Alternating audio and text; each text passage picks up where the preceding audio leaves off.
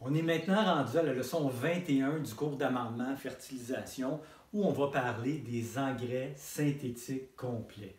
À la leçon 19, on a abordé les engrais de synthèse simple. On a vu les engrais azotés, phosphatés, potassiques, les sources d'éléments secondaires et les sources d'oligo-éléments.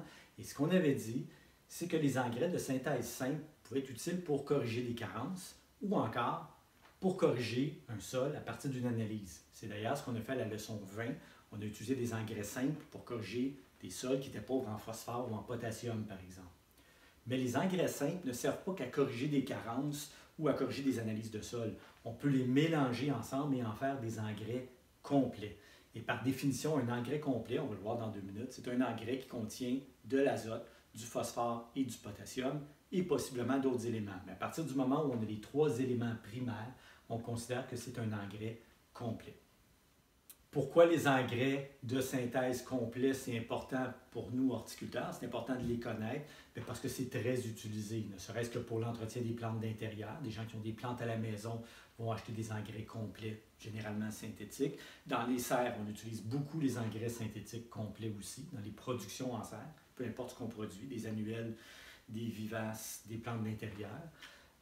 Les engrais complets aussi synthétiques sont utilisés dans les pépinières de production. C'est utilisé par certaines entreprises aussi pour de l'entretien résidentiel. Quand des entreprises, par exemple, vont faire de l'entretien de pelouse résidentielle ou commerciale, ils vont généralement travailler avec des engrais de synthèse complets.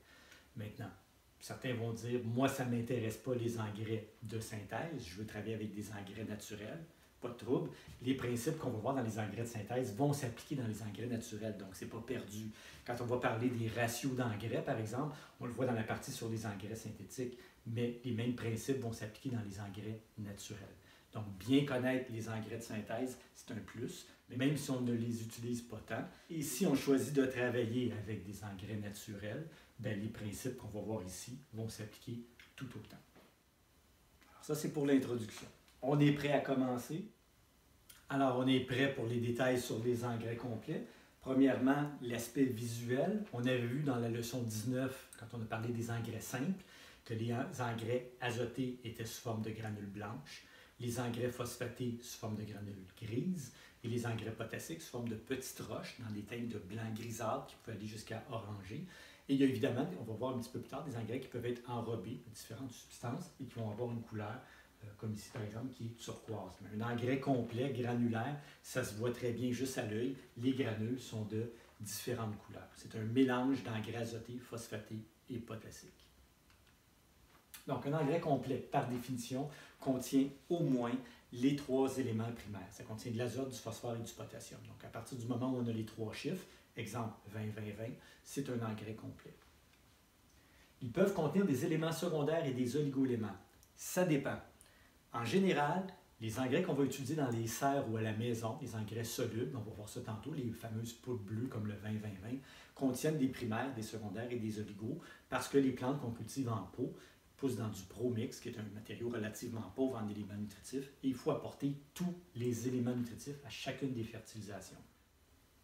Alors que les engrais qu'on va utiliser à l'extérieur, les engrais granulaires pour la pelouse, par exemple, ou pour les plates-bandes, vont contenir principalement des éléments primaires. Peut-être un petit peu de secondaire et de LIGO, mais ils ne seront pas nécessairement très riches en ces types d'éléments-là. Donc, principalement des éléments primaires. Et à l'occasion, les engrais complets peuvent aussi contenir des éléments secondaires et des oligo-éléments. Ils sont fabriqués en mélangeant des engrais simples, je l'ai dit tantôt. On pourrait prendre par exemple de l'urée, du superphosphate, du chlorure de potassium, mélanger ça ensemble et on vient de fabriquer un engrais complet. Donc, ce n'est pas très compliqué de faire des engrais complets, c'est tout simplement un dosage de 3 engrais simples en général. On les utilise beaucoup en horticulture, autant en serre qu'à l'extérieur. Peu importe ce que vous allez faire dans le domaine de l'horticulture, vous allez être à même d'utiliser ou conseiller l'utilisation des engrais complets et souvent, c'est des engrais de synthèse. Autre point, les 3 chiffres sur les sacs d'engrais représentent les pourcentages en N, P2O5 et K2O. Depuis le début du cours, je vous parle de NPK, mais en réalité, la façon que c'est mesuré, que c'est calculé de cette façon-ci. Pour l'azote, on mesure seulement la quantité d'azote. On mesure seulement le N. Pour le phosphore, La façon que c'est calculé, on considère 2 atomes de phosphore pour 5 d'oxygène pour calculer la quantité de phosphore dans l'engrais. Et pour le potassium, K2O, donc on mesure 2 atomes de potassium pour un atome d'oxygène. Ce n'est pas très important de comprendre ça. La seule chose, c'est que si vous voyez sur un sac d'engrais 15, 30, 15, puis en dessous des chiffres, c'est marqué N, P2O5 et K2O, bien, vous n'aurez pas à vous poser la question, ça vient d'où ça, N, P2O5 puis K2O? C'est juste la façon dont sont mesurés les éléments nutritifs dans l'engrais. C'est toujours de l'azote, du phosphore et du potassium. C'est juste l'unité de mesure qui est un petit peu différente de ce qu'on dit depuis le début. C'est toujours du NPK, mais c'est dosé de cette façon-là. Alors, voilà pour les détails. Dans un sac de 15 kg de 20-20-20, quand vous allez travailler dans les serres, vous allez voir, on travaille souvent avec des sacs d'engrais de 15 kg. C'est comme un standard, comme un format de sac d'engrais. Donc, si on prend un sac de 15 kg de 20-20-20, évidemment, il y a 20 d'azote, 20 de phosphore, 20 de potassium. Fait que si on regarde l'azote pour commencer, 20 du sac de 15 kg, ça représente 3 kg d'azote. Donc, dans un sac de 15 kg de 20-20-20, en réalité, il y a 3 kg d'azote. Et évidemment, 20 de phosphore. Donc, encore une fois, 20 de 15 kg, c'est 3 kg. Donc, 3 kg de phosphore. Et la même chose pour le potassium. Il y a 20 du sac qui est du potassium. Donc, 20 du sac de 15 kg, 3 kg de potassium. Donc, dans un sac de 15 kg de 20-20-20, il y a 3 kg d'azote, il y a 3 kg de phosphore, il y a 3 kg de potassium. Ça fait un total de 9 kg d'éléments primaires. Maintenant, le reste, c'est quoi? Donc, 3 plus 3 plus 3 donne le fameux 9 kg. Le reste du 15 kg, c'est quoi? C'est des éléments secondaires, c'est des oligo-éléments et c'est d'autres éléments qui vont accompagner. J'ai dit tantôt qu'on mesurait l'azote sous forme de N, mais dans l'engrais, l'azote n'est pas sous forme de N, il est sous forme de NO3- ou NH4+. L'hydrogène et l'oxygène, ça pèse quelque chose. Si vous avez déjà soulevé une bouteille d'eau ou une chaudière d'eau encore plus, c'est juste de l'hydrogène puis de l'oxygène, de l'eau. Pourtant, ça a un poids. Donc, dans l'engrais, l'hydrogène et l'oxygène représentent un certain pourcentage du poids du sac. Les éléments secondaires, les oligo-éléments aussi.